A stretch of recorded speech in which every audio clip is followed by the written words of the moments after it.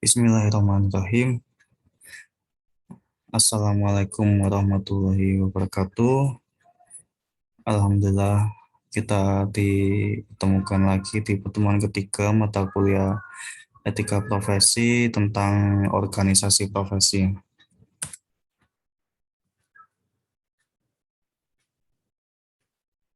Organisasi profesi sendiri kita akan membahas tentang 4 subbab, mulai dari pengertian atau definisi, kemudian macam-macam manfaat dan ciri-cirinya.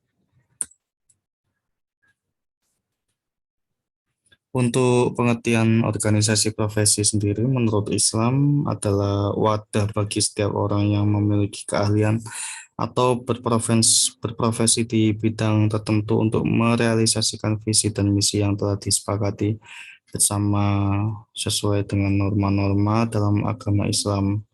Banyak sekali, misalkan seperti saya pernah tahu pengusaha NU, kemudian Ikatan Dosen PMII, dan lain-lain. Kemudian pengertian organisasi profesi secara umum merupakan organisasi yang anggotanya adalah para praktisi yang menetapkan diri mereka sebagai profesi dan bergabung bersama untuk melaksanakan fungsi-fungsi sosial yang tidak dapat mereka laksanakan dalam kapasitas mereka sebagai individu. Misalkan seperti Ikatan Dokter Indonesia, Ikatan Bidan Indonesia, dan masih banyak lagi.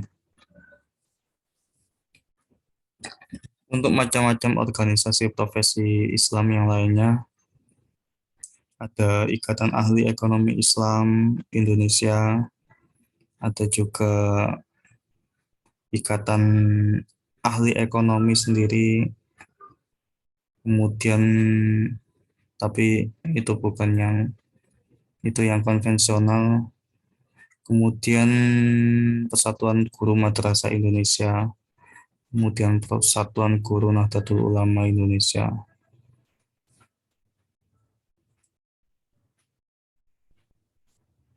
Di macam-macam organisasi profesi secara umum, ada PGRI, Persatuan Guru Republik Indonesia. Ini organisasi guru terbesar di Indonesia dibandingkan organisasi guru yang lain, sampai punya sekolah sendiri. Di setiap kota ada SMA PGRI, SMP PGRI, dan lain-lain. Kemudian Ikatan Dokter Indonesia, Ikatan Akuntan Publik Indonesia, dan terakhir juga ada Persatuan Perawat Nasional Indonesia. Kemudian manfaat organisasi profesi ada 4 ya. Yang pertama, mengembangkan dan memajukan profesi, terutama lebih ke mengupdate profesi setiap sesuai dengan kemajuan zaman. Tentunya ketika dulu pekerjaan yang belum berbasis dengan digital, kemudian sekarang pekerjaan sudah berbasis dengan digital, tentunya harus butuh adaptasi lagi dan butuh belajar lagi. Disinilah salah satu manfaat organisasi profesi. Yang kemudian kedua, menghimpun dan menyatukan pendapat warga koperasi, warga profesi. Jadi profesi di sini salah satunya yang paling sering ketika akhir tahun, anggota organisasi profesi, misalkan serikat pekerja atau serikat buruh, ini juga menyatukan suaranya untuk disampaikan ke pemerintah terkait dengan hak-hak buruh, hak-hak karyawan yang masih banyak tidak ditepati, dan upah minimum dan lain-lain. Kemudian yang ketiga, menetekkan dan memperluas ruang gerak profesi. Ini bisa jadi sampai ke jadi membuat peraturan atau membuat undang-undang di profesi itu sendiri yang kemudian nanti bisa disahkan oleh Dewan Perwakilan Rakyat, sehingga profesi ini bisa diakui oleh pemerintah dan bisa setiap setiap ada kebutuhan, maka perlunya organisasi profesi ini dilibatkan. Kemudian yang keempat, memberikan kesempatan pada semua anggota untuk berkarya dan berperan aktif dalam mengembangkan dan memajukan profesi. Ini salah satu pentingnya organisasi profesi. Yang lebih ahli bisa nanti misal mengisi pelatihan gratis atau webinar, yang lebih senior bisa membimbing yang masih juniornya dan lain-lain. Untuk tujuannya, yang pertama bisa meningkatkan dan mengembangkan karir anggota organisasi profesi, jadi bisa memperluas relasi, kemudian juga dari tentunya dari masing-masing tempat usaha, tempat kerja, bidang usahanya masing-masing. Dari sinilah bisa saling sharing pengembangan karir di tempatnya masing-masing. Kemudian yang kedua, meningkatkan dan mengembangkan kemampuan anggota seperti yang saya jelaskan tadi.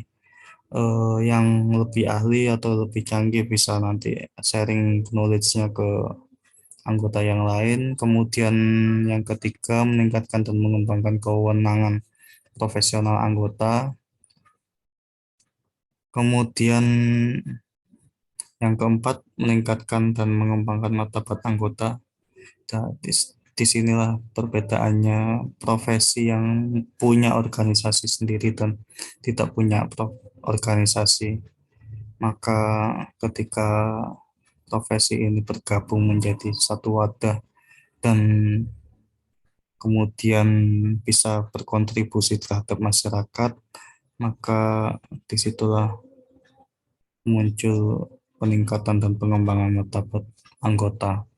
Kemudian yang kelima, meningkatkan dan mengembangkan kesejahteraan. Ini larinya tadi dari mulai kemampuannya, kompetensinya dinaikkan, karirnya meningkat menjadi profesional, kemudian ujung hilir di akhirnya tentunya kesejahteraan. Tujuan organisasi profesi ini menjelaskan yang tadi, misalkan meningkatkan dan mengembangkan karir anggota. Organisasi profesi jadi berperan untuk menjadi fasilitator dan motivator terjadinya peningkatan karir setiap anggota. Adalah kewajiban organisasi profesi kependidikan untuk mampu memfasilitasi dan memotivasi anggotanya mencapai karir yang diharapkan sesuai dengan tugas yang diembannya.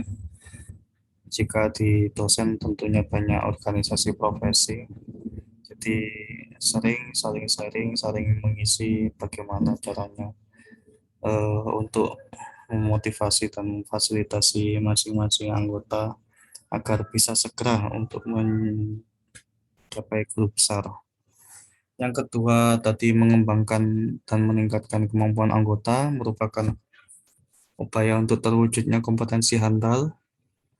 Dengan kekuatan dan kewibawaan organisasi, para pengemban profesi akan memiliki kekuatan moral untuk senantiasa meningkatkan kemampuannya.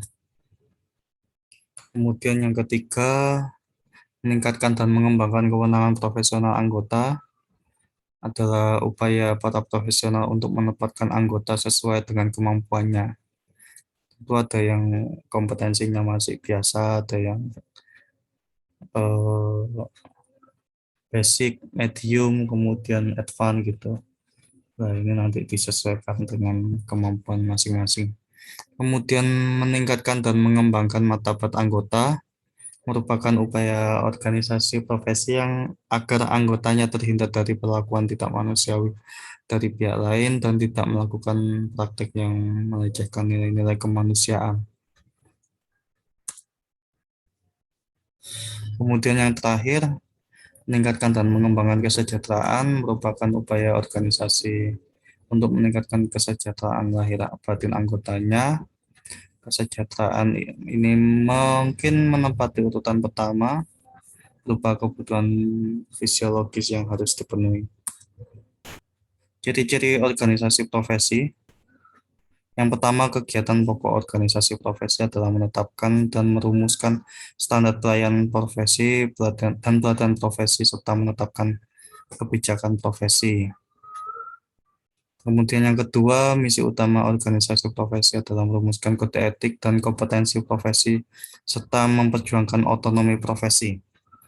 Yang ketiga, umumnya untuk satu profesi hanya terdapat satu organisasi profesi yang para anggotanya berasal dari satu profesi. Baik, demikian terima kasih untuk pertemuan kali ini.